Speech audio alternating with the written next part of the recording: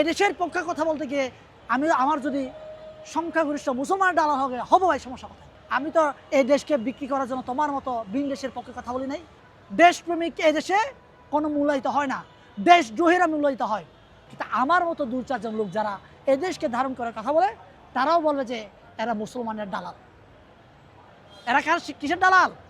মুসলমানের দালাল। ভাই এই দেশের পক্ষে কথা বলতে গিয়ে আমার যদি সংখ্যাগরিষ্ঠ মুসলমান দালাল হবে হবো ভাই, সমস্যা কোথায়? আমি তো এই দেশকে বিক্রি করার জন্য তোমার মতো ভিন দেশের পক্ষে কথা বলি নাই, এ দেশের পক্ষে কথা বলছি আমি। আমরা একসাথে মিলেমিশে থাকতে চাই। হিন্দু বৌদ্ধ খ্রিস্টান ঐক্য পরিষদের কাজ কি?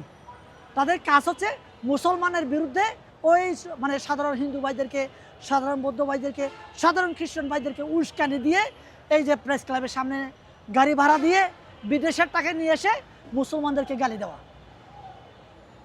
এটাই হচ্ছে হিন্দু বৌদ্ধ খ্রিস্টান ঐক্য পরিষদের কাজ।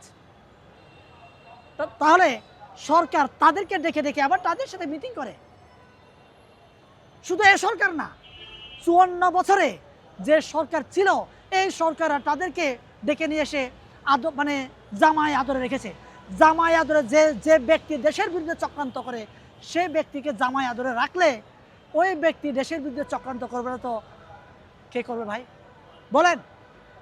দেশপ্রেমিক এই দেশে কোনো মূল্যায়িত হয় না, দেশদ্রোহীরা মূল্যায়িত হয়।